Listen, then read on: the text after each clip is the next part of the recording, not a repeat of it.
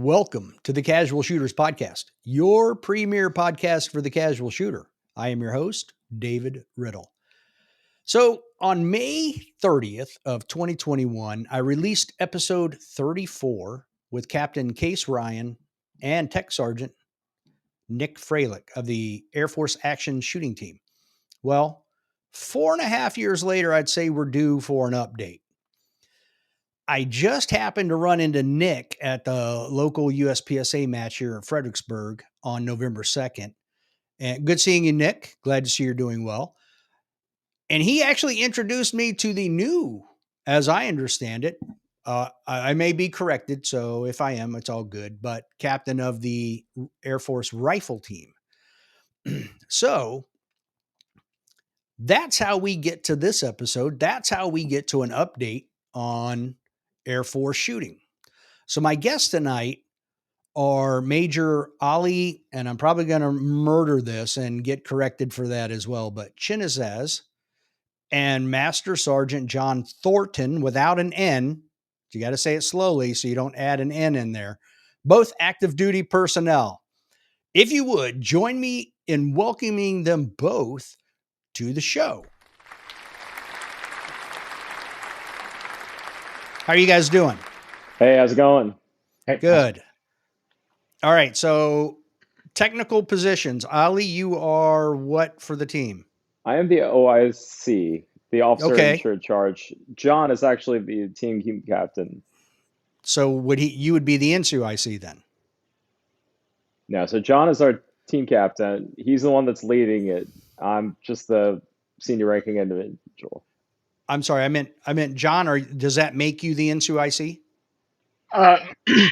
Still technically the team Just the team captain? Okay. Correct, but we're more of a provisional team as of right now.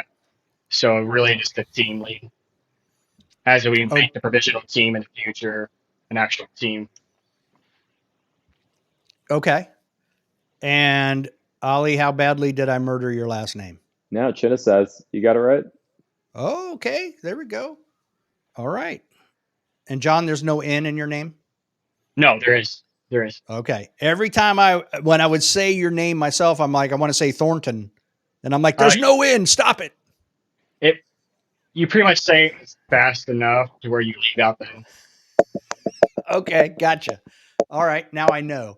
If you guys would, I tell you what, until we get to the conversation, there's going to be a bunch of questions right up front. Until we get to the conversation part, let's just go with Ali will get the question first and then John. And then once we hit the conversation, the conversation will direct it. Great. So if you guys would, Ali, you first, go ahead and introduce yourself, please.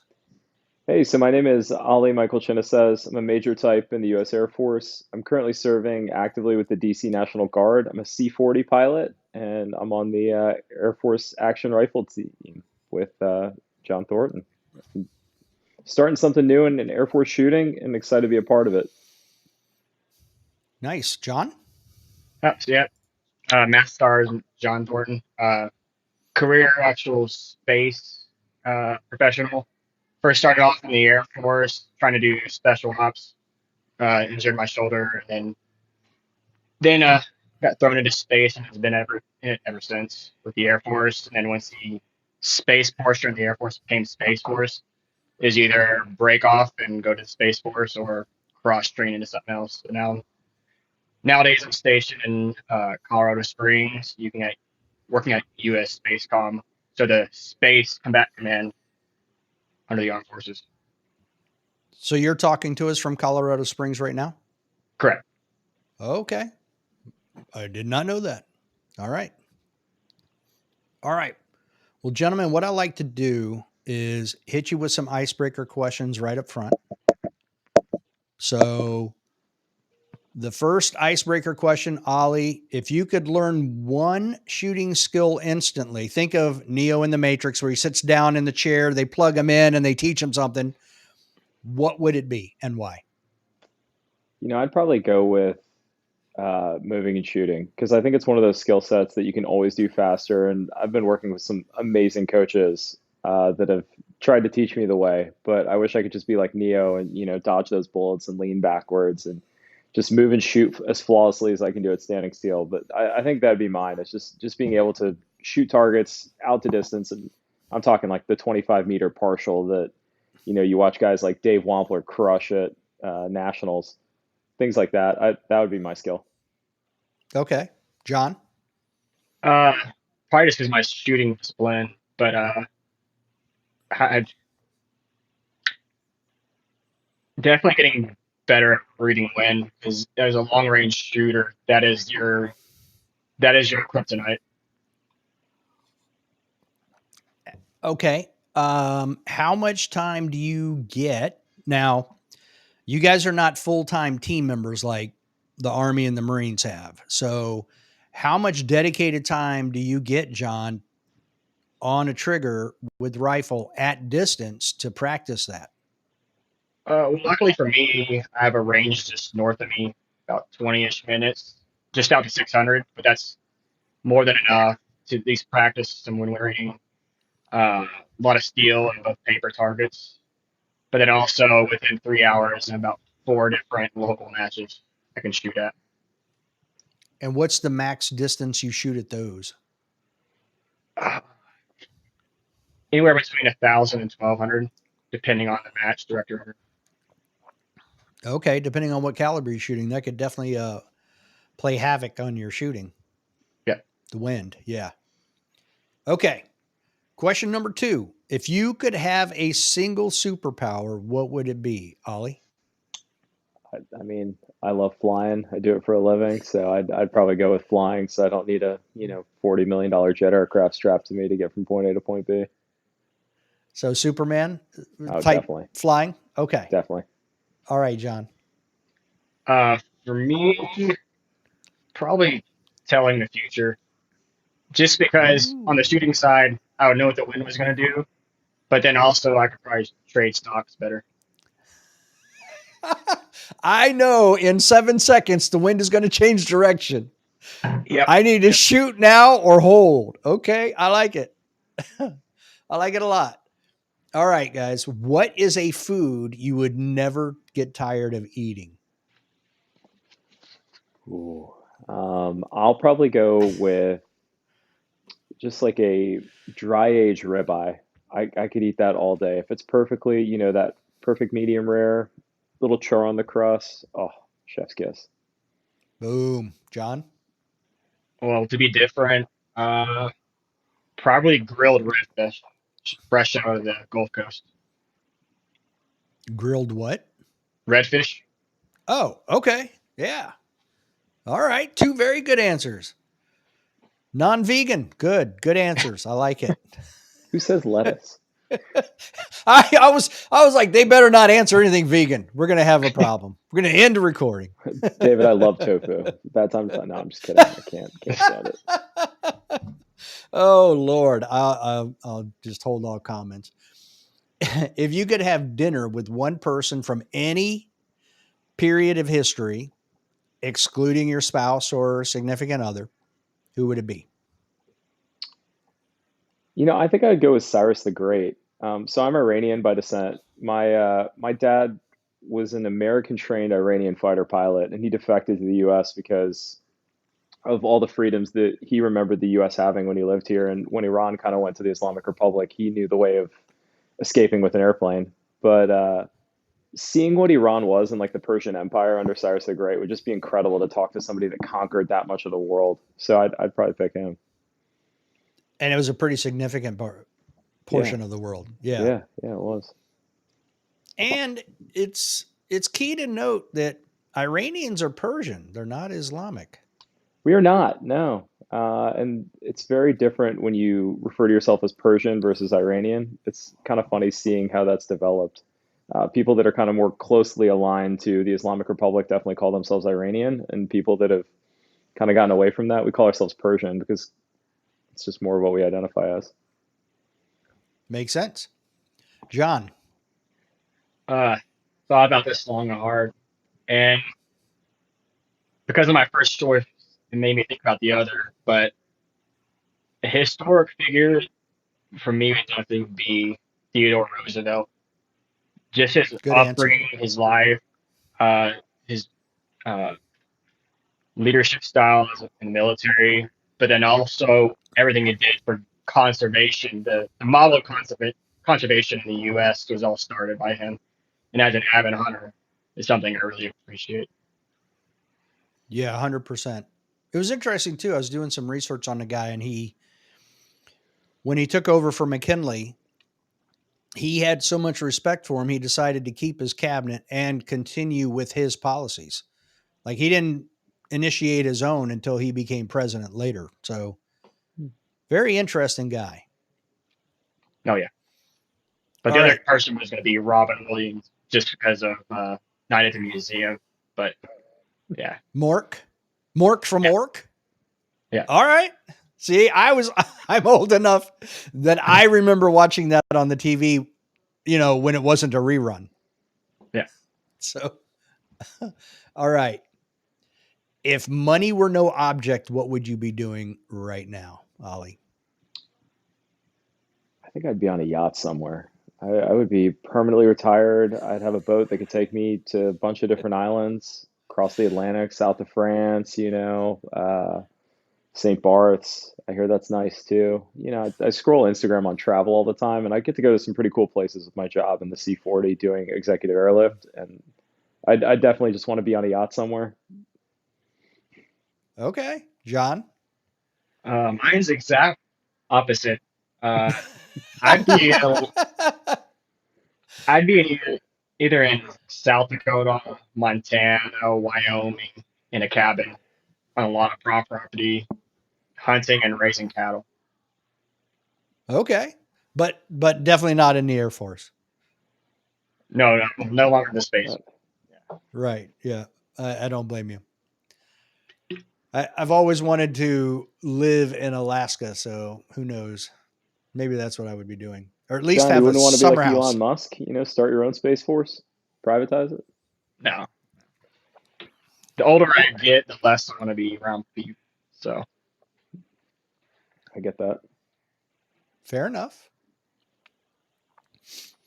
All right. So I told Ollie that I had a guy I went to school with, middle school and high school. We've known each other for a long time. Graduated the Air Force Academy, and I sent him a text, and I said, what was it? I'm going to be inviting some Air Force personnel into the show. What is something that I could ask of him that someone from the Air Force would ask? So he sent me a bunch of questions. He sent me 5. But these are much more related to what you do and shooting. So I was kind of surprised. So these are going to be some good ones. The first one's for Ollie. The second one will be for John. All right, Ollie, as both an Air Force pilot and being a member on the Air Force Rifle Team, do you see any overlap between the mental focus and discipline required for flying versus competitive shooting, and how do those skills complement each other? Yeah, absolutely. So one of the things I always teach my students is chair flying. And when you're going through a flight or a profile or something difficult, you sit in a chair and you run that profile time and time again to say, hey, these are the steps I need to do. And it's simple things like running a VFR traffic pattern. Hey, like I'm on the go, powers up, press the toga button. Next thing I'm doing, check my thrust, call for flaps 15, positive rate, gear up, set Mr. Approach altitude. And you just run that so many times in your head before you do it so that it comes naturally to you. And I take that to my stage management. So I'm an action shooter, but I also, uh, I'm an action shooter by trade. And I love to bring that into my stage management when I'm looking at a long stage so that if I can just keep thinking about something in repetition, it'll help me develop it. So when I'm doing it real time, hey, I've played that over in my head 5 or 6 times. Now I know what I'm doing. So yeah, chair flying. Okay. All right, John, as the team captain, um, what's your approach to leading and motivating other shooters on the rifle team, especially when balancing military duties and competition pressures?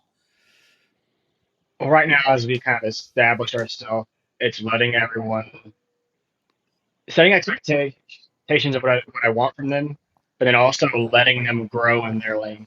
If that makes sense. Because one thing I didn't want to do when helping start this team up is funnel people to specific path. That makes sense. Like you have to shoot this exact discipline all the time, and you can ask Major Ollie over here. It's pretty much been my approach the whole time is letting everyone grow in their direction, and just making sure they're achieving their goals they want to do. Is it how much more difficult is it now? We've all been in the military, so we understand chain of command within a unit. So you have command and control in that regard. But how much more difficult is it trying to coordinate with people around the Air Force for this? Well, with modern day solutions like Microsoft Teams and just group chats, it hasn't been too difficult at all. Okay. So the modern technology has helped overcome that then. Oh, 100%. All right. Now, for both of you, what is your training, both physically and mentally, look like? Ollie, for you, especially maintaining your pilot readiness, and John, you having had an injury. So in this case, we'll start with John. We'll let him go first. But what's my injury? Oh, I thought you said you hurt your shoulder or something before. Oh, yeah, but that was like 13, 14 years ago. Oh, Not an okay. issue I didn't. anymore. Yeah. Okay. But It's repeat why the he question. claims he can't shoot Magnum calibers. That's all. Yeah. There's a 7 PRC on the ground. Okay. So what is, John, what does your mental and physical training look like? As far as physical training, I don't do anything extra to help my shooting, but I probably do 20 to 30 minutes cardio, 5 to 6 days a week, and then just uh, I have specific weightlifting routines that I do throughout the whole week between chest, shoulders, lower back especially, and then legs. And as far as mental uh, preparation goes, I feel like the physical aspect helps with that, especially in the cardio realm. But when I'm competing, it's just trying to keep my mental state calm and focused on what I'm trying to do. Have you taken any classes or anything for like mental management type stuff, whether for the Air Force or shooting? Uh, the biggest book I've read more than once is Lanny Basham's with Winning in Mind, I believe it's called. Right. Yep. Uh, Both on like a an ebook, like driving to a match. I'll listen to it every so often, and then so on. Okay. All right, Ollie, your turn. So I'm a three gunner by trade again. So a lot of that quick agility is valuable to me. And I think when I started shooting with a lot of the Marine Corps shooting team guys and seeing how they had a strength and conditioning coach, it kind of sparked that, hey, maybe I should be doing a lot more ladder drills and working on my flexibility, especially when I go from shooting three gun to like more of a gas gun style match where I want to get up and down pretty quickly. So yeah, just a lot of in and out quick cardio kind of stuff. And the other thing too is just working on my grip strength. We all know like crushing a pistol or holding a PCC or a heavy AR just takes a toll on you. So I've definitely been trying to work on my grip strength, a lot of pull-ups, push-ups, things like that to just kind of keep that grip strength high. And you find your hand getting worn out after dry fire. You know, they always say if you're doing dry fire correctly, you should only be doing it for like 15 minutes before your hands are smoked. And I'm just always trying to improve that. What about mental preparedness? Oh man, I also have read the Lanny Basham book and follow Steve Anderson's podcast when he talks about mental management. So I need to take that class. It'd be cool. It is a But good yeah, class. It's very interesting. yep. I have taken it. This one's for you specifically, Ollie. From the perspective of both a pilot and a shooter, how do you see technology shaping the future of marksmanship, whether in optics, rifles, or even training situations? I mean, look at training what it is now versus what it was when I first started shooting in 2011. Like I think the resources are just limitless for people to improve. You know, things like Ben Stoker's dry fire book were the only real tools out there in 2011 when I first got into action shooting. And now moving forward, I can get on YouTube and find something that can help me improve my skill set and just grow as a shooter. I just feel like there's so many free training resources out there now that we didn't have access to 10, 15 years ago. And it's why you see this new generation of shooter, people that are good and have the desire to learn. There's so much information they can harness for free out there. You know, they don't need to get it in person. And then from a weapons platform, I'd say just technology in general has led us to the laser rangefinder that's rifle mounted, or pistol red dot optics that don't break all the time. The Seymour used to be the only thing that could hold up to recoil 15 years ago, and now a $200 Vortex can also do it. So just I'm excited to see where technology grows. Shout out to Mastech Industries; those guys are doing an awesome laser rangefinder I just got to play with. That's got an integrated ballistics computer for a price point that I can afford, like $2,500. I mean, that was unheard of 5, 10 years ago. I mean, that's cheaper than most PRS rifle scopes, isn't that right, John? How expensive is that? I don't know. My rifle scopes are around like 4,500, Yeah, 4,600. Yeah. John shoots very expensive scopes. I learned that very quickly on. Yeah. I was like, oh, like a Leopold? He's like, no. No, Right. zero compromise. Yeah, he's a zero Yeah. compromise guy. Super crazy expensive. So, okay. Now, John, from your perspective, you were saying at one point you were either going to go Space Force or back into the Air Force. You had two routes to go there. Yeah, when the Space Force stood up, it was either cross train to something else or going to Space Force. Because the Space Force came from the Air Force, just like how the Right. Army Airman Corps were separated from the Army. Now, what do you think about VR training for rifle training or pistol training, that type of thing? For me, I don't know how much that would help, just because I haven't experienced it.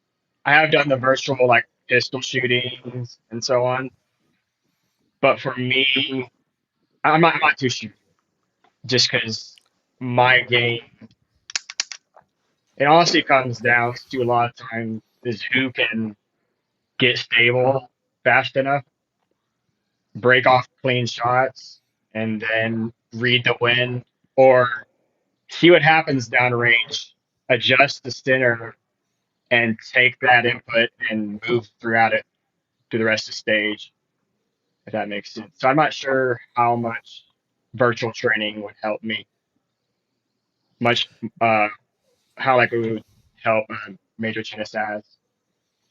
Now, I would put the Air Force at the top of the list as for technology within the services.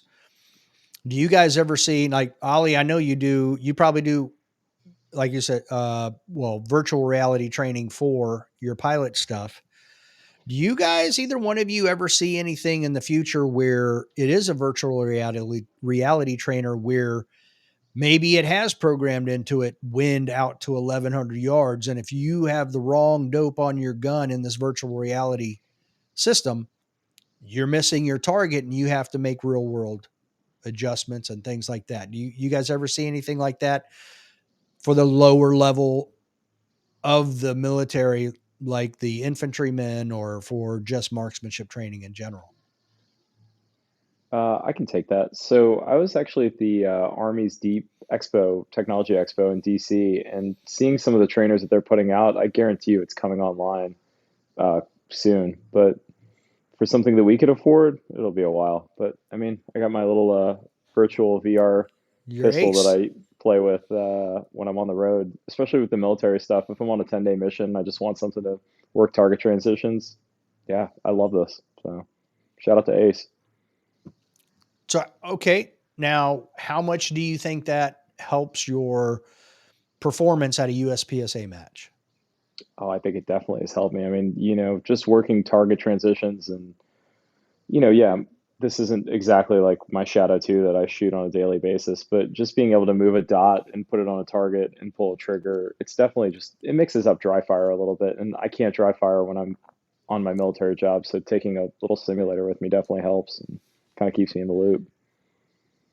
I think they might frown upon that, seeing you in the cockpit, dry firing with a pistol. Yeah. Oh, I meant on our ground stops. Yeah, no, I try not to play with it while I'm in the airplane. That might scare somebody. Right. Oh, Lordy Lord. All right. So the last question he had was, what has competition or competitive shooting taught you about patience, precision, or self-control that carries over into everyday life or even into the cockpit? Either one of you. John, we'll let you take this one first. I mean, I should go to Ollie first. I gotta think about this. Okay, Ollie, go ahead. Um, Honestly, I'd say flying really helped with competitive shooting because I think when I Okay. first got into the military, I had to pretty much put shooting down. I was the captain of my college shooting team, and I had just started getting into action shooting a little bit. I competed with the Marine Corps at one of their MICMECs in early 2012 while I was waiting to go to pilot training, and had to put it all down. And I was like, look, I'm going to master aviation. And once I kind of got to a point where I could master aviation, I got back into competitive shooting. And I think one of the things that flying has always taught me is you just have to compartmentalize anything that goes wrong and immediately focus on the task at hand. And I always try to bring that into competitive shooting, especially like recently I had a stage where I'm kind of new to PCC. That's kind of something I've been using as a training tool to help me develop my rifle skills with in three gun and quantified performance. And I was shooting an IDPA match, came around a barrel, and thought I had a good sight picture, pulled the trigger three times on a target, and at the end of it, there were no hits on the target. So I was 15 seconds down in a major match. And a lot of people are like, hey, your match is over, just have fun, but it's easy to stew on things and let things snowball. But just like in aviation, I always try to remind myself, hey, look, you have to have that positive mental attitude. You have to come back out of this and you got to fight for what's yours and collect the rest of the points that are on the field. So, yeah, I think that part of aviation has taught me, like, just because there's a crisis at hand, you still got to deal with the next one and just, you know, don't let anything snowball and just keep fighting. Let it go. You can think about it tomorrow in the debrief. John, give me just a minute. I want to follow up with this. So, Ollie, I was at USPSA Nationals in 2020 and had a squib. So I zeroed a stage. Yep. Yeah, zeroed a stage and had to buy ammo at Frostproof. Ooh. So for me, what I ended up doing was there was one other guy on my squad that was pretty close to the same shooting ability. Hmm. So my goal was to try to catch him. Like that was my motivation the rest of the match. What did you do, or how did you refocus for that match after knowing that you were that far behind? Did you At that reset your point, goal? no. Um, for me, I think it's always what you hear. It's just like harvest the rest of the points, right? You come on a target, you mic something or you skip a target. You just got to keep harvesting points. And I just kind of was like, look, like we're here to compete. We're here to throw our name up on the board, and we're going to end up where we end up. Maybe somebody else will make a mistake too, because in this particular match, I was competing against a Coast Guard shooting team guy. Shout out Eric. Um, and I really wanted to beat him and win that high military trophy. And IDPA, it's now I'm cheating, right? I'm using a PCC and he's using a pistol. He's a great pistol shooter. Um, and after I did that, I was like, look, like all I can do is try to push myself to the speed that I'm able to shoot at and just keep going. I'm 15 seconds down. We'll see where I end up in the leaderboard. And yeah, I completely had to compartmentalize it because, yeah, 15 seconds is a lot. Yeah, it is. It's like zeroing a stage. Oh yeah, So 100%. yeah, it's bad. So you didn't get a chance to sink his battleship? No, he got me Oh. by like 5 seconds. Oh, well, at least you made a comeback. Yeah, yeah. Okay. John, what about you? Anything that's taught you about patience, precision, self control that carries over? 100%. One would be, and Chinisaz kind of covered it a little bit, but it's taught me a lot of grit. Uh, just when things go wrong, when you don't take your mental management appropriately, mess up, you just gotta sit down with yourself, calm yourself down, and just push on, regardless of what just happened. Because if you just let that snowball, it's not going to be good for the rest of your day or the rest of the next day. If you just sit on that. And that kind of just ties into emotional management, just how you manage your emotions on the competition field. You got to manage that at work, even when you get a random tasker that's you don't see the point in, but it has to do by the end of the business day, so on. And then competition really has also taught me is just not to take it personally, especially when things don't go the way you want them to go. Uh, and then maybe it's my field of competition, but how generous people can be. I've learned so much since competing. People will give you off this, the jacket off their back, their magazines. Here, take my gun. Here, my ammo. Your gun had a squib. I can't get the gun or the bolt out of the barrel. Here's my gun. And I've seen stuff like that so much. Um, just like recently, we had a precision shooter, prior scout sniper, Philip Vallejo, uh, had a house Mm-hmm. fire.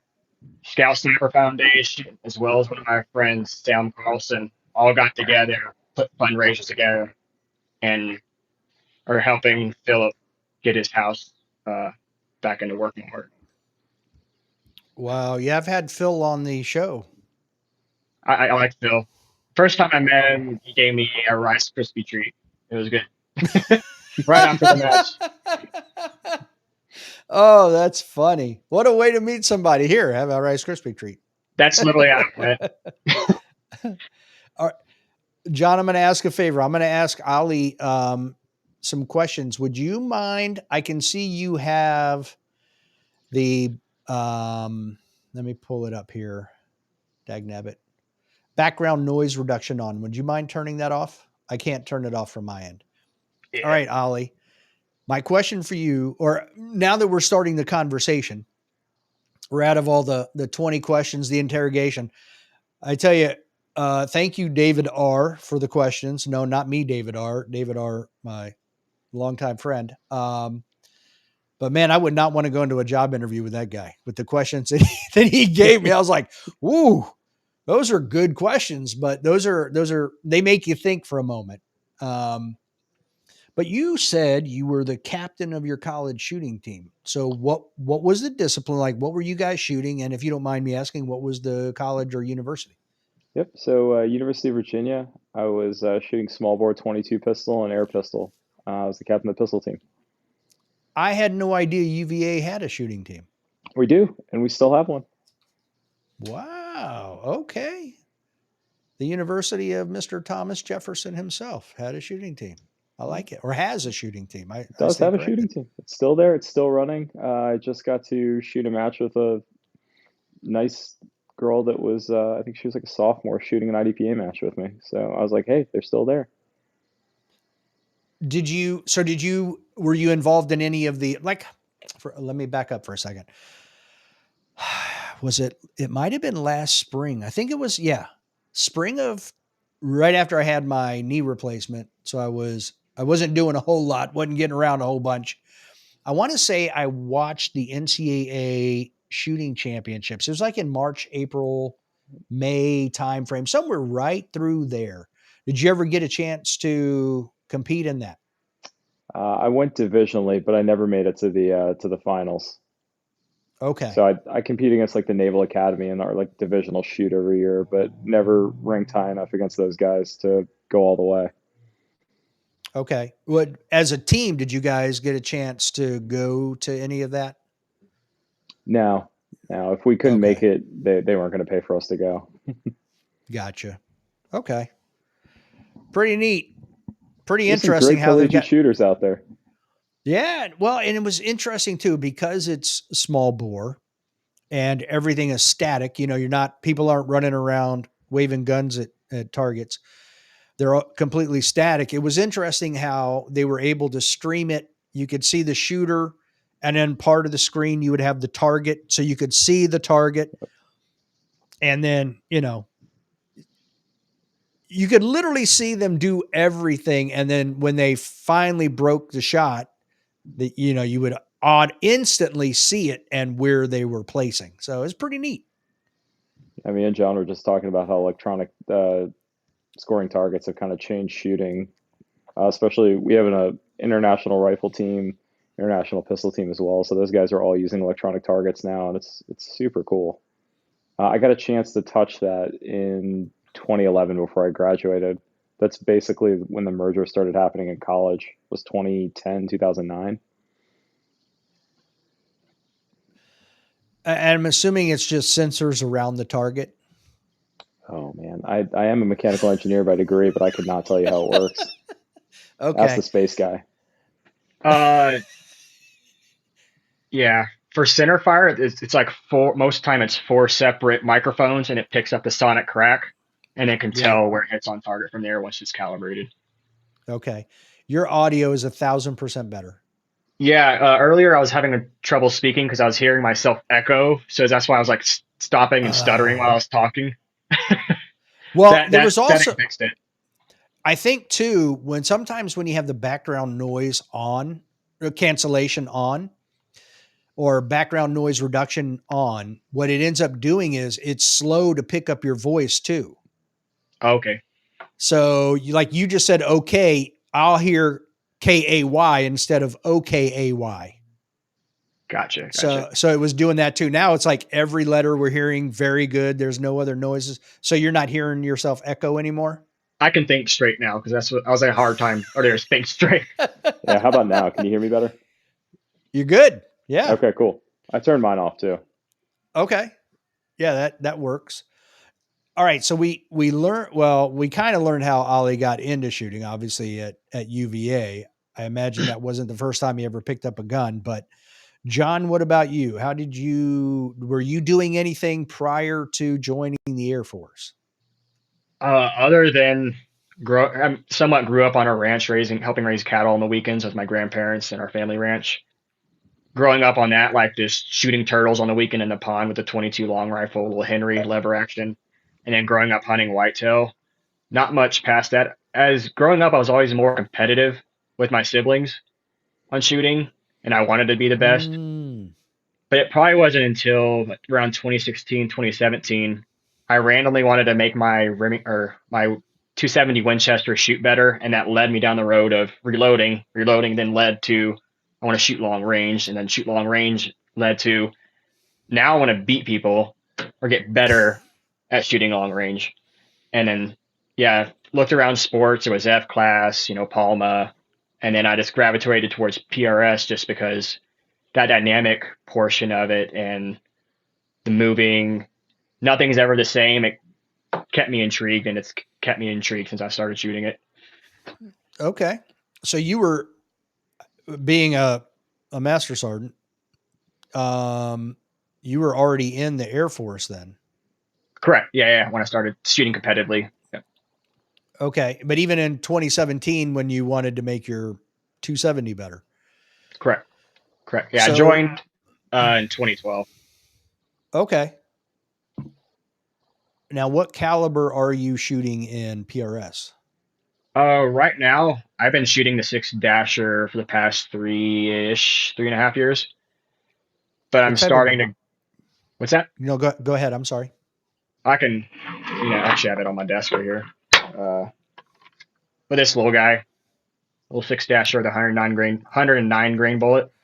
What's the velocity of that thing out of your gun? Moderate 28-30. Okay. Speed's not a huge concern in PRS. You want to shoot somewhat slow to actually see your bullet, have enough time to recover from recoil and see your bullet hit downrange. Okay. How is that with the effect of the wind? What do you mean? Like what do you mean by that? Well, I mean, how do I want to phrase it? Velocity and a high G7 BC allows you to defeat the wind to a certain degree. Yeah. So slowing down a moderate speed 6-dasher, is that any more difficult in the wind than a faster paced 6-dasher? I mean, in some cases, so I know what you're getting at here. And running a dasher fast at like maybe say like 2950 or 3000 feet a second. Mm-hmm. At 1,000 yards with our 105 and 109 grain bullets we typically use in this sport for the 6 mils, the wind difference at 1,000 yards for a 10-mile-an-hour wind between me shooting at 2830 and like maybe 3,000 feet a second is only around a tenth at 1,000 yards. So you're either nick that target because you're going a little faster, or you still might have missed with a bad wind call. If that makes sense. So it's not Okay. while shooting faster, yes, on paper does help you. It's It's not not enough to practically make a difference. it's not enough, and then you also just end up burning barrels out faster and having more problems. Especially, and something happened a lot this year for me, is shooting in the rain. If you're shooting a high pressured round in the rain and you go to chamber that and you get a heavy bolt lift when you try to open up your bolt. So Right. shooting on the lower end, lower pressures and slower, not only helps reliability in a long run of a match in case it gets rain or dust, but then also it goes back to that I need to see what happens downrange, and shooting slower in a lot of cases helps with that. And a 6-dasher normally gives you a pretty low barrel life. By going moderate velocity, how long of a barrel life are you finding? So like I will pull my barrels from 2-day match use around 1800 rounds to 2000 rounds down the barrel, and then I'll just throw that barrel on my regional, like local match gun. But I've gotten up to like 2800 on a barrel before that barrel ended up dying on me. Whereas back in Okay. the day when this sport was somewhat developing and finding, what it was all about, when they were shooting dashers at the max, high speed of 2950, 3000 feet a second, they were getting to like 900 to 1000 rounds in a barrel before they were pulling them. It's like a barrel a month. Yeah, depending That's on how much you're crazy. shooting. Yeah. Yeah. Man. So what made you choose the dasher over a 6.5 or a 6, or like a Creed, a 6 Creed or a 6.5 Creed or anything else? Why a 6 dasher? Had to do when I first started. It was the amount of recoil just low, and less recoil, the easier it is to spot impacts or misses. Right. Um, Then also the dashers are part of the 6BR family, and that cartridge is just, you could throw black powder in it and it's going to shoot well. This is how this cartridge is. It's stupid easy to reload for and keep consistent. I mean, I think they add it. And the most common thing is probably throwing in around like 30 grains or 31 grains of Varget behind a 105 and a 109 bullet, and you just go shoot it, and you could win a match with that. Okay. All right. I would like to see you do some black powder though, because I'd like to see you try to see your impact after you fire around Through the through that smoke. cloud of smoke. Oh, Yeah, I'm over here. This cloud is me. yeah. Oh, A round so I'm going to go to in the future though is, there's a huge push in the PRS community, or a lot of people switching from 6 mils to 25 cals because it's that middle ground between that 6 mil and that 6.5 grain or 6.5 millimeter bullet. So I'm gonna mhm. start trying to practice and like see if I like that here soon, but nothing much as of any right now. any one of them in particular? 25 by 47, so 6.5 47 neck down to 25 cal. Wow. Okay. Huh. So I'll And I shoot a think 135 grain bullet out of that. yeah. I was just I know Hornady's coming out with something that's 25, or they have. Yeah, they have the So 134 ELDM and then the 138 ATIP. okay. Interesting. I don't know anything about the 25. It's new, so I would have to go and look it up, but very It's interesting. it's equivalent of shooting a 6 mil as far as recoil. I haven't shot one yet, but from everything, all my friends who shoot them, it's like very close to a 6 mil recoil with 6.5 BCs, and Wow. also that middle ground of barrel life of like a 6 mil between the 6 mil and the 6.5. What type of velocity are they running out of that? Do you know? Around 2,700. Like I think Austin Bushman runs his 25 cal around 2,700, 2,720 with Okay. 135s. All right. Wow. Ollie, we're not ignoring you, I promise. It's like you're speaking a foreign language to me, and I always love that about our team is we are both on the Air Force Rifle Team, but sometimes I feel like he can speak a completely separate language. For sure. Absolutely. Now, you shooting 3-gun, what are you running for carbine? I run American Defense Manufacturing UIC Mod 2. I'm a pilot, so I love out of the box. Oh, I guess he didn't like the question. Just upped and turned his stuff off. Yeah, Oh, there we Oh, go. there he is. No, so one of the things I love is I love turnkey solutions that can kind of give me a effective competition ready platform. And American Defense Manufacturing, they just kind of do it right. Billet upper lower, Geissele trigger, Criterion barrel, just turnkey solution. So I run that for a rifle, and I've used it in quantified performance matches out to 800 yards, had no issues with it. So, kind of turnkey solution. Okay, out to 800 shooting what projectile? Just kind of a Mark 262 style 5.56 round. What grain? I think it's a 77 or 75. Don't quote me. 77 SMK. John knows. Yeah. So a Sierra Match King. Okay. Yep. All right. I was like, that's not a 62 grain. I know it. No, You're not doing it isn't. that. Now, John, I want to go back for just a second. Because of what Ollie just said, he said he likes turnkey solutions. I am one of those guys. So I've got a Savage 6.5 Creed behind me. I am a huge proponent of, I also have a Remington 700 and 308, but I'm a huge proponent of, if I'm going to compete with something, I'm also going to use it for something else, like hunting or whatever. I don't buy things for one purpose. Have you considered, or would you consider using your 6-dasher for hunting? I mean, I wouldn't hesitate to do it, hunt with it. One of my practice rifles it looks exactly like my main PRS rifles, but it's just a 223, so I can shoot, that Mark 262, that 77 grain bullet out of it.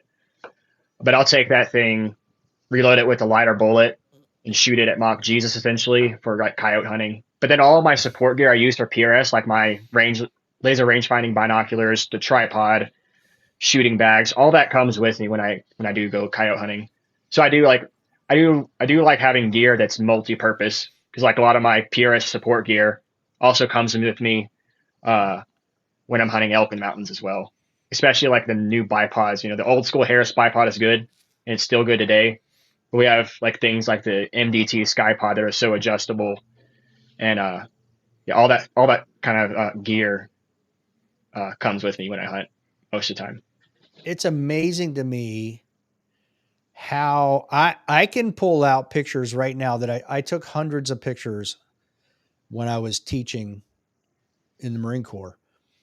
And you can see all the different things that they were using back then, just sticks tied together, maybe a regular camera tripod that somebody's, had put padding on and other stuff to try to use in the field. It's amazing to me. It seems like in the last 15 to 20 years, that side of the equipment for long range shooting has friggin' exploded. I mean, now you could basically go buy a setup for your rifle that, you just clamp it down, and then you've got a TNA where you just turn knobs and stuff and adjust the gun almost. It's crazy how much, how far it's gone in the last 15 years or so. No, I agree. It used to, I think I was listening to someone else talk about it, but used to be the civilians looked at the military as far as like marksmanship and like how to shoot long range. And now it's kind of reversed itself, where now the military entities are looking at what are civilians using, like what's being developed there. I mean, well, if you look at it from this way, if you're trying to develop stuff just for snipers, unless you're a military contractor, it's not worth the money, where you can get a contract for all the services or something like that. But now with PRS and 3-gun and all these other carbine and rifle competitions and pistol stuff. Now you can start developing stuff for thousands of people and actually make it, worth your while, because you can actually make money off of it. Yeah. And good ideas come from competition too. I mean, you look at what is the military and most like operators using for a battle belt? It's literally a competition belt with molly loops on it. It's an inner Velcro belt with an outer molly belt at a D-ring, some kind of Cobra buckle on the front that has molly pouches on it. And it's gone away from the day that we used to use those huge padded Blackhawk kind of things with, clips and Aleph straps. They took a competition holster and they're like, hey, it's a great idea. It's modify it. Yep. Yeah. Absolutely. I think the whole feedback system for competition is so, like, they respond so quickly to that. When you have thousands of people using stuff and stuff breaks or stuff is really good, then that all either gets fixed or catches on. Stuff moves rapidly in the military. If you're in Timbuktu and something breaks, chances are nobody's going to know except your unit, and they're just going to issue you a new one, and the other one gets thrown away or sent back or whatever. But competition world, those companies actually get feedback that is actionable.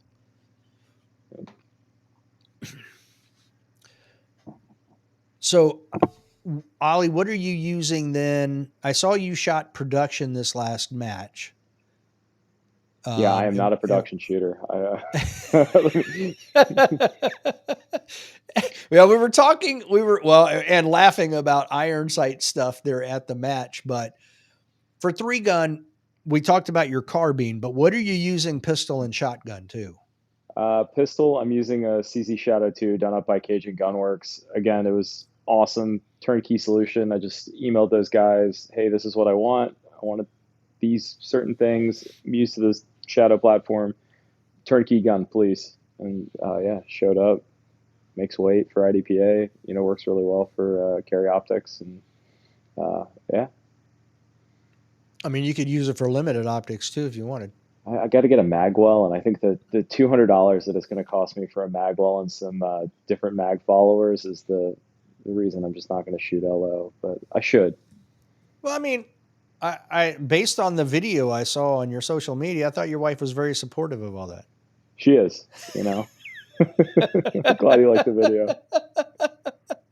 Oh, I laughed pretty good at that one. Oh, Bob Steger. Bob Steger. Yeah. Now, what about shotgun? This is the whole reason I would never do. Oh man, 3-gun is the fact that you've got to carry so many different guns, so much different ammunition. I'm like, that's where I'm out. Honestly, I think now that mag-fed shotguns can be bought and sold reliably to the consumer, you're going to see a lot of people that have money coming into the sport. I mean, the Dissident and the Genesis Arms guys are just doing amazing work. I still like a little bit of a challenge, so I'm running a Terran Tactical Benelli M2 right now. Okay, you're sticking with pump, huh? It's not a pump. I pumping my hands back and forth off a rack, loading it, yes, but it was a semi-auto. I like quad loading. It's a challenge. I don't think everybody can do it. It gives me a little bit element of thinking and being able to talk, chew gum, and load a shotgun at the same time. Well, I mean, it definitely takes practice. If you want to get good at it, it's definitely going to take practice. 100%. Then you got Josh Fralick out there running like a 97 cartridge magazine, It's kind of hard to keep up with those guys with that stuff. Oh yeah, but I mean, you look at some of the AMU guys and the fact that they can compete with mag-fed shotgun guys on the, like at Memorial or these big 3-gun matches, and it just shows you those guys are in a different class. Hats off to them. Right. Well, they also have the advantage though of that's their job. You know what I mean? Like so they get a lot of trigger time, a lot of practice time, and there's pressure to perform. So I'm not taking anything away from them. I'm just saying they are very, very good, but that's 100%. Also what they do, so they end up being very, very good. 100%. So is this so are you going to AMU? Is that what you're saying, Ollie? You're going to get out of the Air Force, go in the Army, and go to the AMU? I don't think they hire Air Force pilots, and I really like the seated position I'm in right now. This is my fighting position, so there's some core fundamental differences. I've taken Okay. my bed to combat with me, and that's because it was in the back of the C-17. So every time I go into combat, I like being in a chair and having a bed right behind me. So, that's how I'm a cargo pilot. I think that's pretty smart, actually. You're probably the smartest. You guys are probably the smartest of all of them. Oh, John, how much time do you actually get to train for PRS?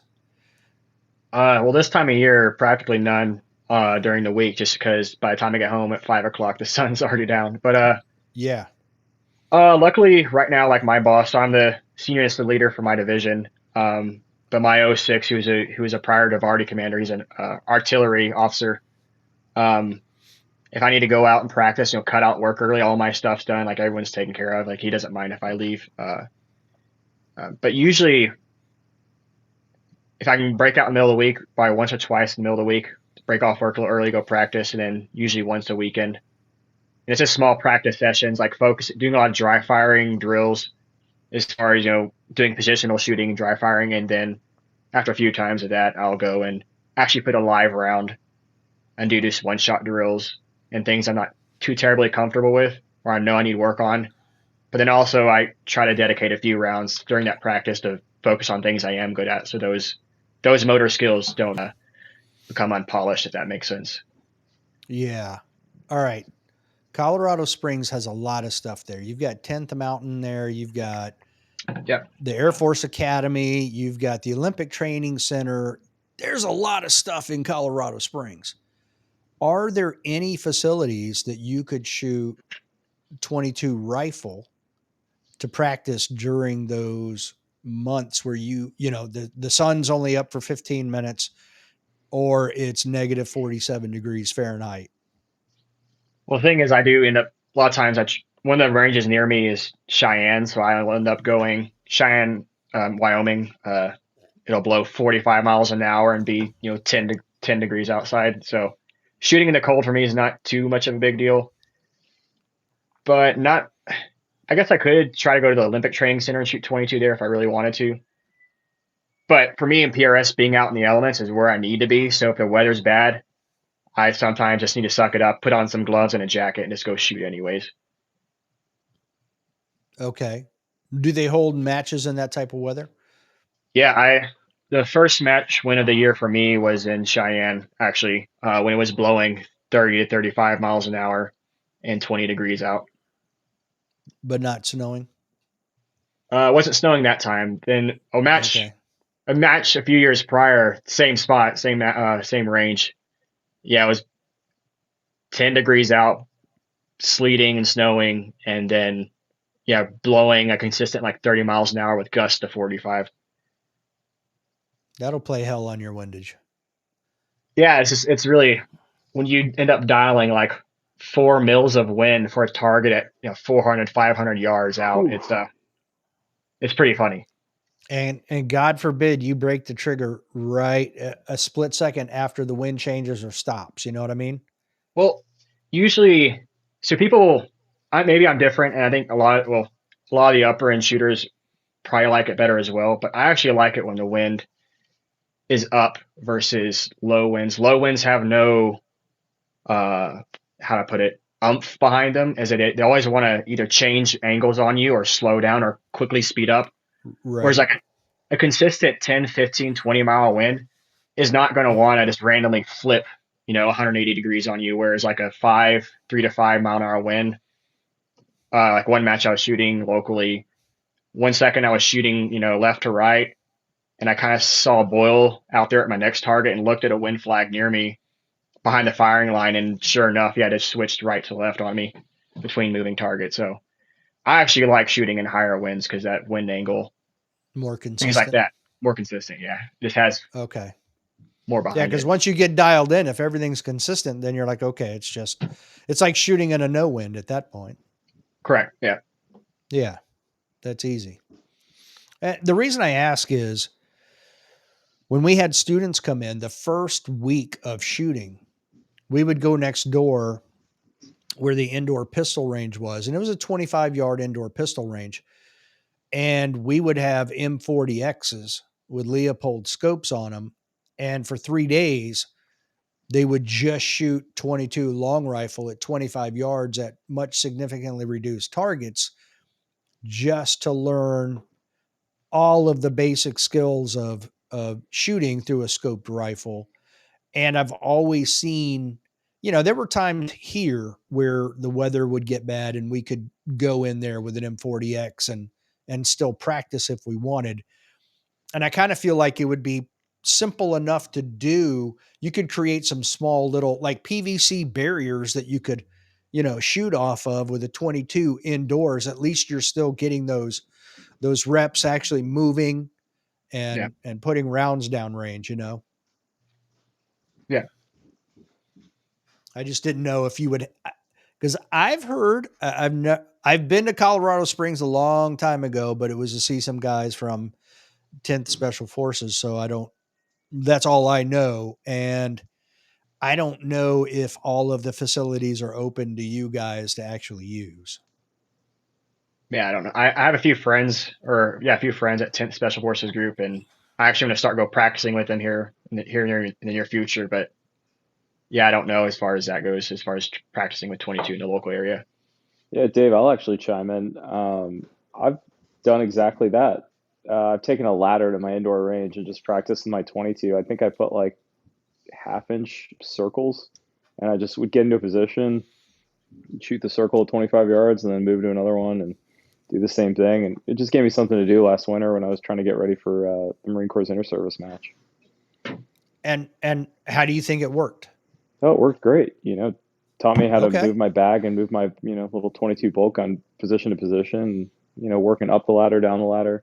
It's something to do, especially when it's cold outside, and my nearest range that has real distance is an hour and a half away. If I can drive 15 minutes to an indoor range. You get a lot of weird looks bringing a ladder into a shooting range, by the way. Yeah, I was trying to think how I would do that, because they just look at me. I think most indoor ranges or range in general used to just the regular folks coming in. If I brought a ladder and said, "Trust me, please, I know what I'm doing," you'd probably just get walked You out. have to have a good relationship with the range. I'll start with that. But That makes sense. So you went to a public range and did that? Oh yeah, no, I'm a member at a local indoor range here. That's I've totally cleared it with them. They're like, yeah, you want to bring your weird Air Force shooting team guy with his ladder? But all right, bring it on in. Well, at least they were nice enough to let you. That's awesome. Yeah.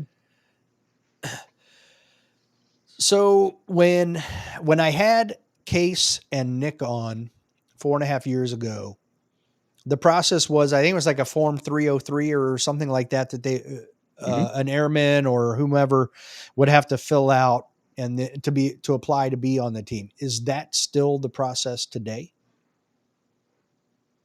John, I'll let you take it. Yeah, it's the same exact process. Not all teams necessarily still following it to the T, but it's still by the regs, the proper way of the standard doing it. Yeah, okay. I think how I did it for this, the provisional action rifle team is I just broadcasted, hey, send me your scores and pretty much a biography on you and like your shooting history, what you've shot throughout your whole life and so on. And then picked people from there, and then they filled out the 303 to make it official. Okay, so you said broadcasted. Are you broadcasting to all airmen or just people who have inquired? So when I say broadcast, we went just a specific like Facebook group and a few other spots and just said, hey, I'm leading this effort. If you're interested in shooting action rifle sports, here are the ones I'm looking for. Please email me. And then I got with everyone after that, if that makes sense. Okay. But yeah, when I said broadcasted, I used social media to my advantage and found both airmen and guardians that were interested. So not af.mil email stuff. You're just social media. Social media, and then had them, email my military email. Okay. How, what was the response? Overwhelmingly pretty positive. I mean, I think I got on a serious end about 30 or 40 serious folks who wanted to, submit their scores and so on. And I think just like the Air Force Action Pistol Team, the more we develop ourselves and broadcast ourselves out and mature as a team, that number is going to go up. because not everybody looks on, Facebook or Instagram, but once we get our name out there and people see us competing, it'll definitely help. What's the recruiting like? Is it easy? Is it difficult? I think it's easy. They just come to me, but I do have to make a consolidated effort to actually find people. And I mean, a mutual coworker uh, alluded me to Major Chinisaz here. Then when me and Chinisaz were talking, he alluded me to this Ethan. I think it was Ethan Jones, one of our members.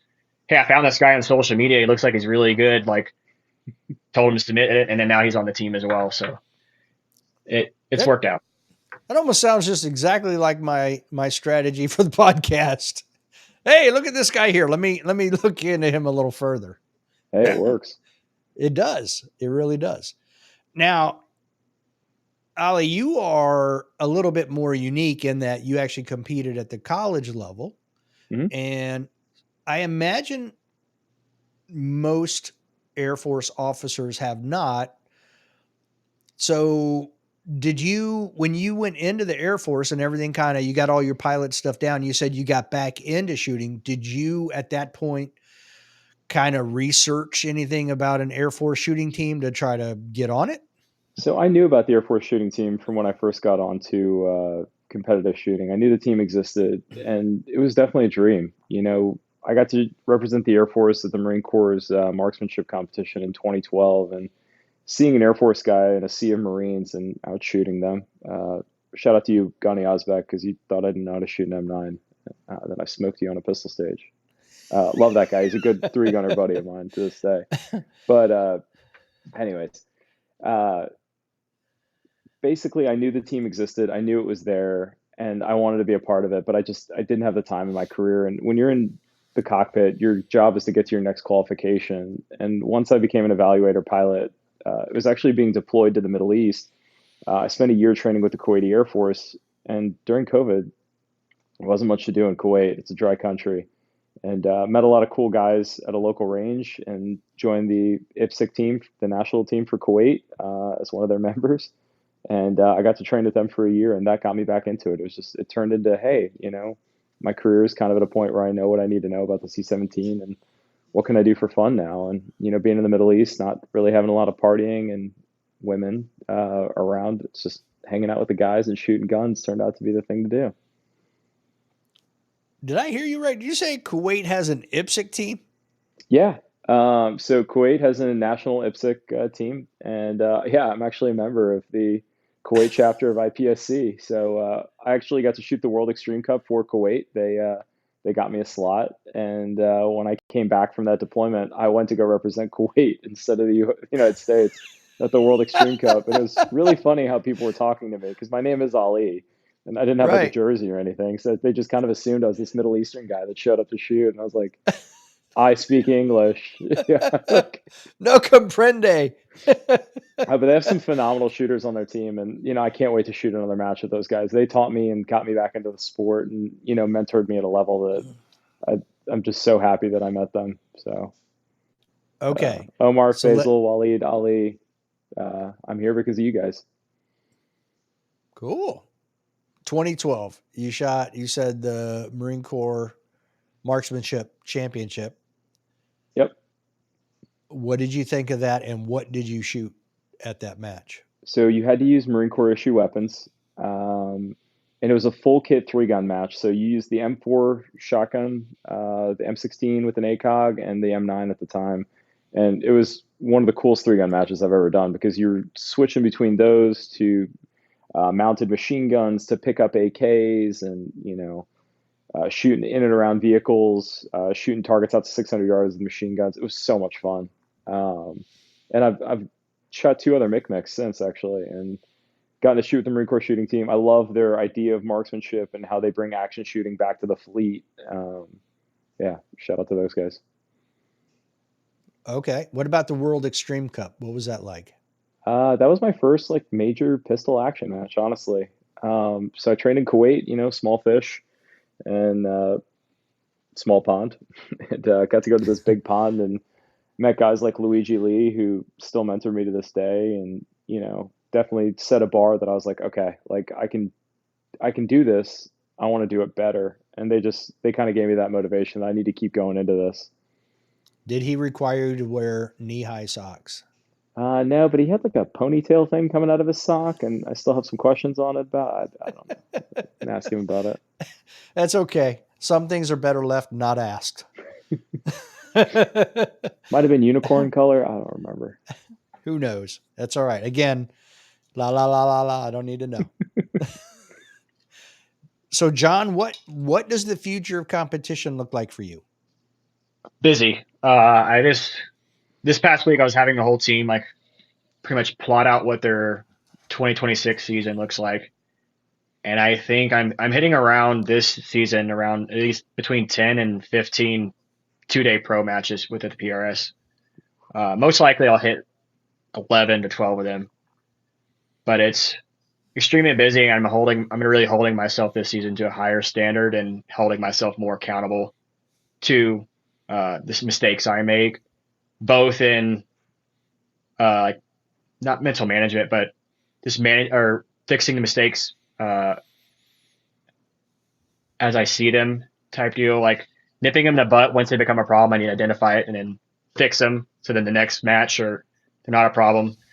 But then also like something I had this past season was just I had a theme for my 2025 season. It was a lot, and it's still my fault regardless, but a lot of gear malfunctions throughout the whole season that cost me a lot of standings at matches. If it was just I had a scope go down on me, a muzzle brake come loose at a match, and then a bad chassis action and barrel combo that gave me fits throughout the whole season. It wasn't till the very end that I realized that was my problem, and then swapped the barrel, bed the chassis and action together, and then all those problems are fixed. So this next season, it's all about accountability and creating solutions for problems I identify with, and not just living with them, if that makes sense.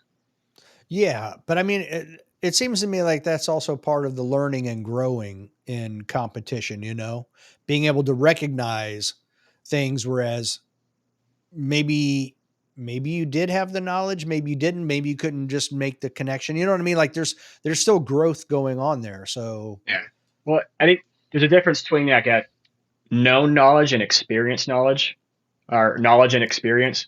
Whereas I knew like bad barrels or barrels that give you problems are a thing. I knew that scopes malfunction and sometimes break, and then I knew sometimes your chassis in action or stock in action don't like each other and have a lot of stress in them. I just hadn't actually experienced yet. Right. And so that was the difference. Is now that I've experienced it, I know immediately, to some degree, like how to identify it and make that fixed action.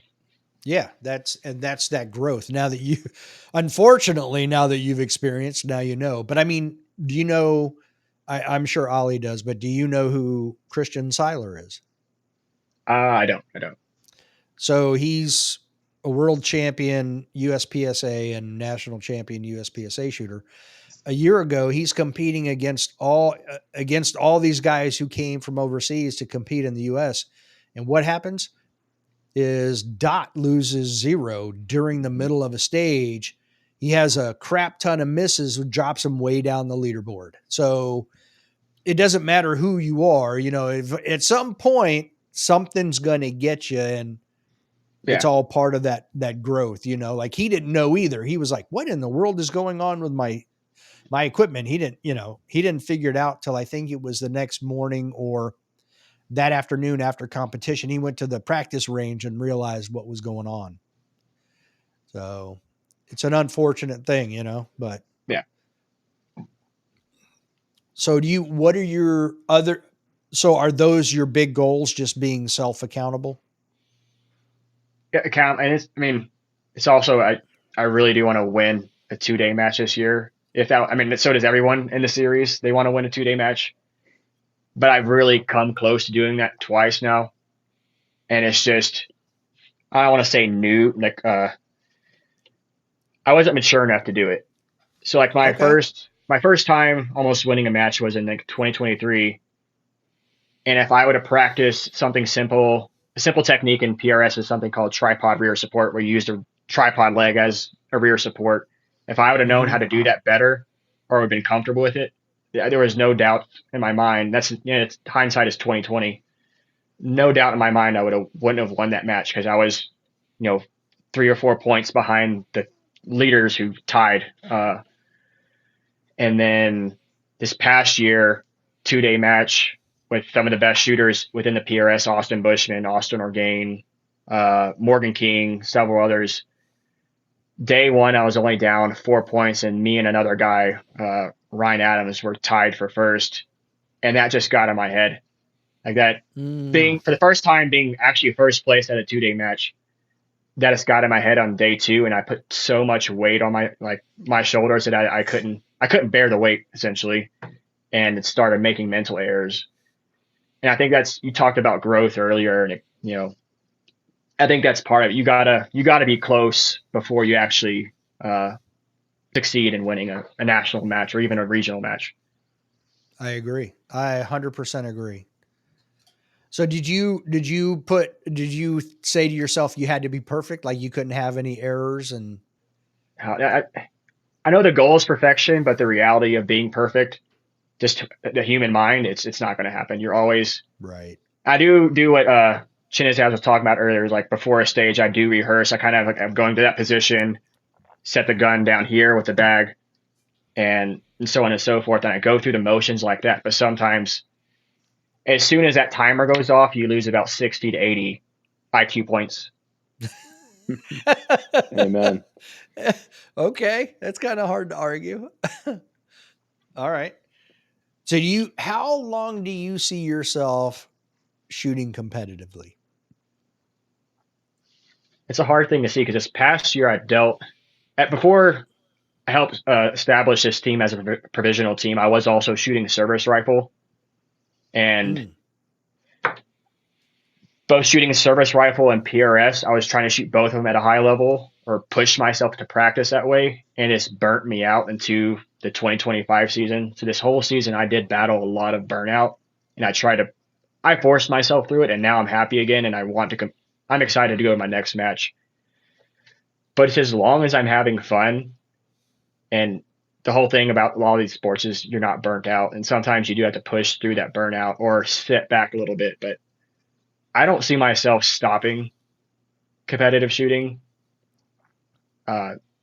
as of right now, just because I haven't met my goals yet. I mean, I've won regional matches, but I haven't gotten to the two. So it's hard to say when I'll stop competing, but so you don't see it happening anytime soon. No, I'm not. Yeah, I'm not close to accomplishing the goals I have. Okay, so I assume then that your work schedule and command are okay with the number of matches you're looking to shoot next year.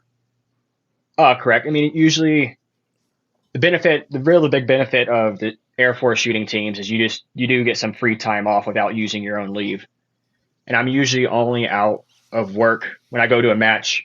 I'm leaving Friday early in the morning.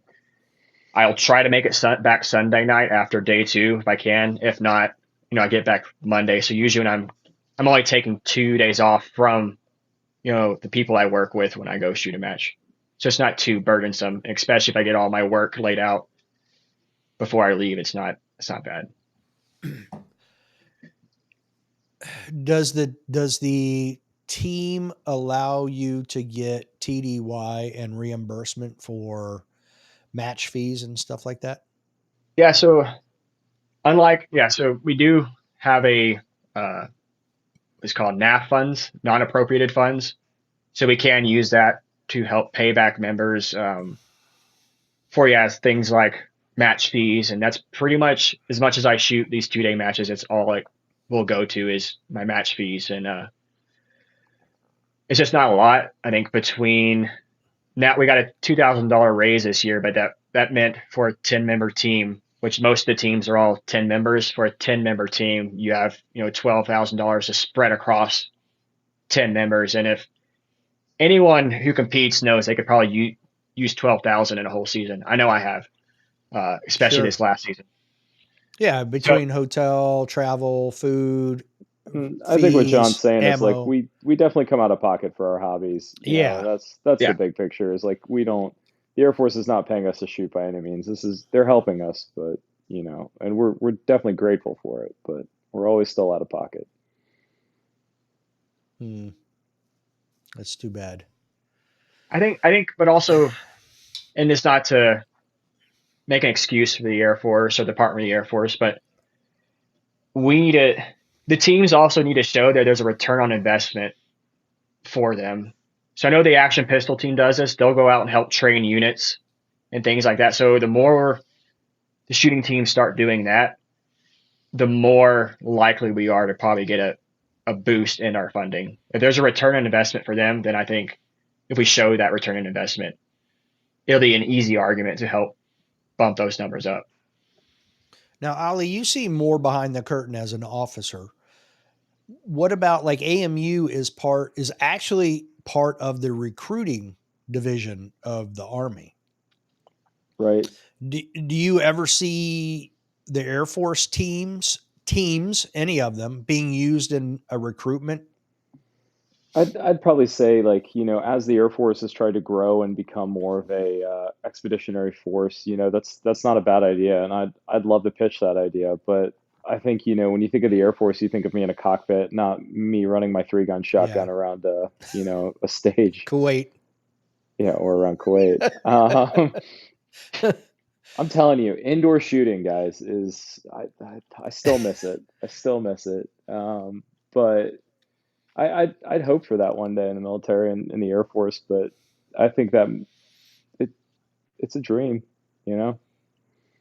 I mean, it's not like you guys don't have ground operators, and it's not like you don't have security forces and stuff like that. So, Now, the one thing I will say is the AMU still does train other units too. Just because it's their they do. full-time job to compete, they still do go around and teach people. Like, anybody can do an RFI to have the AMU come out and train them. I need to figure out how to do that. So if anybody knows the paperwork, please DM me with it. I'd love a one-on-one. I was talking to Cale Harmon about this a few weeks ago. He is their main PRS shooter. You just gotta pretty much send an email to their headquarters and kind of say what you want, what you're looking for. Because I was helping the 10th Mountain, or not 10th Mountain, the 10th Special Forces group do that just like a month ago. Oh, sweet. Yeah. So exactly. There's that's the ancillary job too of the AMU. They're not just going out there to compete. They're still training people too. And that's what the Marine Corps team does. I think they spend more time training people than they do actually competing. But yeah, the way they do their teams has completely changed from when I was on too. So, yeah. So, what about you, Ollie? What is the future of I mean, you've been doing this for a minute now, from college till now. So, what does the future of competition look like for you? I think that's really hard. I think the team has definitely given me a light to say, I want to learn to perform at a max level, and I want to see this team succeed. And I think there's always room to grow in where I am, and I think I can kind of measure that by where I finish up towards the major matches and the milestones I have set for next season. But also, it's just kind of seeing the team grow and having us be a cohesive unit, and hopefully go from a provisional team to being a full-time part of the establishment. So. Okay.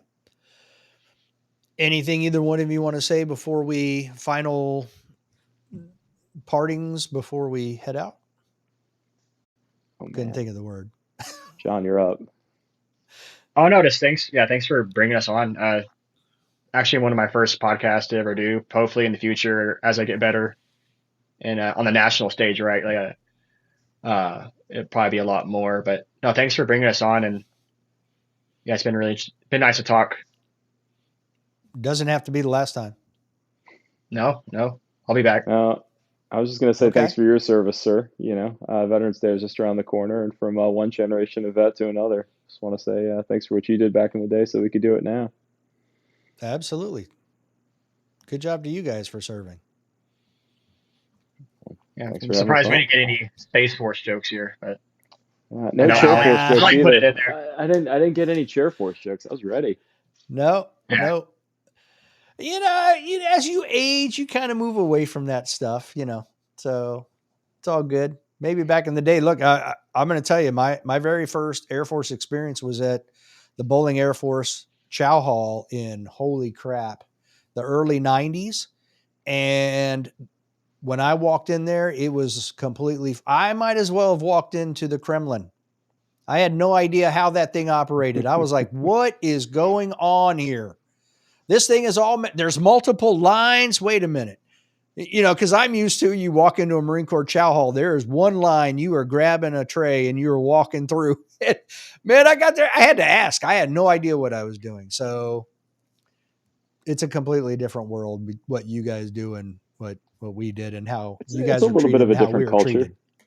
I'll Just a sign off tad with bit. one joke. Okay. Do you know what the difference between a Marine Corps air station and an Air Force air station is in terms of how they build them? Please tell me. Well, so when they build a Marine Corps air station, they build the runway first, and then everybody comes around and they focus around that runway and then build out. Well, in the Air Force, we build the runway last because if we don't have our golf course and our chow hall, and the dorms and the hotel room built, then we're not going to fly there. All right, there you go. Oh, goodness. Well, gentlemen, I thank you guys for coming on. Thank you for your service. And again, I hope we can do this again sometime. Absolutely. Good talking to you, sir. Absolutely.